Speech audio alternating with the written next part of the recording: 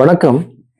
இன்னைக்கு ராசி பலன் பத்தி நாம பாக்குறதுக்கு முன்னாடி நான் சில விஷயங்களை சொல்லணும். எப்படின்னா, இப்ப பாருங்க, நிறைய பேருக்கு birth time, birth place, birth date சரியா இருக்காது.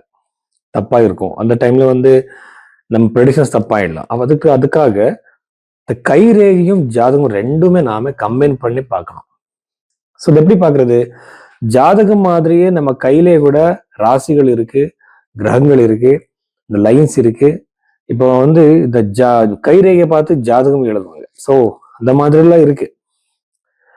ரெண்டு விஷயம் ரெண்டு இடத்துலயும் கூட ஒரே மாதிரி ப்ரெடிக்ஷன் சொல்லணும். இப்போ திருமணம்னா இங்க ஜாதகத்திலேயே தசா பீரியட்ல நவாம்ச குண்டல இது கன்ஃபார்ம் ஆனதுக்கு அப்புறம் கைரேகையிலும் கூட அந்த சுக்கிர ரேகை, அந்த திருமண சம்பந்தப்பட்ட லைன்ஸ் எல்லாமே கரெக்டா அந்த ஏஜுக்கு டச் ஆகணும். ஃபைனலி நம்ம இந்த பிரச்சனை பார்த்து அது எப்போ இந்த திருமணம் நடக்கும் கிளியரா சொல்லலாம். அதனால நீங்க இந்த கைரேகையும் ஜாதகம் ரெண்டுமே கம்பைன் பண்ணி பார்க்கறதுக்காக பைரவி ஹாஸ்டல்ல நீங்க கன்சல்டேஷன் புக் பண்ணலாம். இங்க ப்ரெடிக்ஷன் எப்பவுமே ரொம்ப கிளியரா இருக்கும். கடக ராசி 2026 ஜூலை இந்த வாரத்துல கடகராசியில பிறந்தவருக்கு என்னென்ன பாசிட்டிவ் நெகட்டிவ் இருக்குன்னு நம்ம பார்த்தா, ஃபர்ஸ்ட் ராசியில இருக்கிற சுப கிரகம் குரு. இந்த குரு கிரகம் திருமணத்துக்கு ரொம்ப காரகதான ஒரு பிளானட். அது அதை ரெப்ரசென்ட் பண்றதே திருமணம், கல்யாணம், சுபகாரியங்கள். சப்தம பாவத்தை பார்த்துட்டு இருக்கு. அது கண்டிப்பா இந்த ராசியில பிறந்தவருக்கு திருமண யோகம் இருக்கு. எந்த மாதிரி பிரச்சனை தோஷங்கள் இருந்தாலும் கூட திருமணம் நடக்கும், நல்ல சம்பந்தம் வரும், என்கேஜ்மெண்ட் நடக்கும். அதுக்கப்புறம் பஞ்சம பாவத்தை கூட பார்க்கும். சில நிறைய பேருக்கு திருமணம் இம்மிடியேட்டே குழந்தை பிறக்கிற யோகம் கூட அதிகமா இருக்கும் நிறைய பேருக்கு இந்த டைம் பீரியட்ல கல்யாணமானவருக்கு.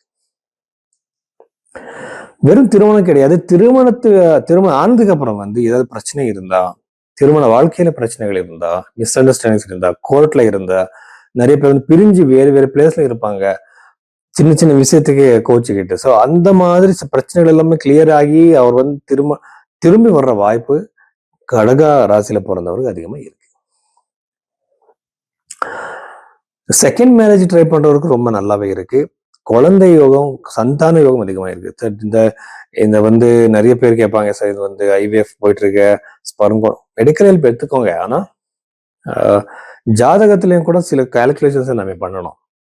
அட் த சேம் டைம் இந்த இந்த ஒரு கடகராசி பஞ்சம பாவத்தை பார்க்கும்போது சந்தான யோகம் அதிகமாயிடும். யாரும் ஸ்டூடெண்ட்ஸ் இருக்கீங்களோ, ஜாப் ட்ரை பண்ணிட்டு என்ட்ரன்ஸ் எக்ஸாம் எழுத போறீங்களோ, உங்களுக்கு கண்டிப்பா சக்சஸ் இருக்கு. அதிகமான ஸ்கோர் வர சான்சஸ் கூட இருக்கு. கரியர்ல மிகப்பெரிய சக்சஸ் இருக்கு. கரியர்ல சக்சஸ், புது ஜாபு, டிரான்ஸ்ஃபரு, அதுக்கப்புறம் கொடுக்குற இன்டர்வியூஸ்ல ப்ரோக்ரஸ் அதிகமா இருக்கு. ரெண்டாவது வீட்டுல இருக்கிற சுக்கிர கேதுகளை நாம பார்த்தா கண்டிப்பா லவ் லைஃப்ல இஷ்யூஸ் கண்டிப்பா வரும். அது உங்களுக்கு புரியாத ஒரு பர்சன் இருந்ததுதான் உங்களுக்கு பிரச்சனை வரும். ஜாகிரதா இருங்க. கேது செகண்ட் ஹவுஸ்ல இருக்கும்போது நீங்க சரியா பேச மாட்டீங்க, என்னென்னமோ பேசிடுவீங்க, கண்ட்ரோல் தப்பி. ஸோ அப்படி இருக்கக்கூடாது. எப்பவுமே கண்ட்ரோலா தான் பேசணும். ப்ராப்பர்ட்டி வாங்குற யோகம் கூட அதிகமாக இருக்கு கர்நாடக ராசியில பிறந்தவருக்கு. எப்படின்னா இனி வரைக்கும் அது அந்த தாட்ஸ் வரல. இப்போ அந்த தாட் வரும். கண்டிப்பா உங்களுக்கு சக்சஸ் இருக்கும் இந்த ப்ராப்பர்ட்டி வாங்குற ஒரு விஷயத்துல. ஸோ இவ்வளவு விஷயங்கள் கடகராசியில பிறந்தவருக்கு.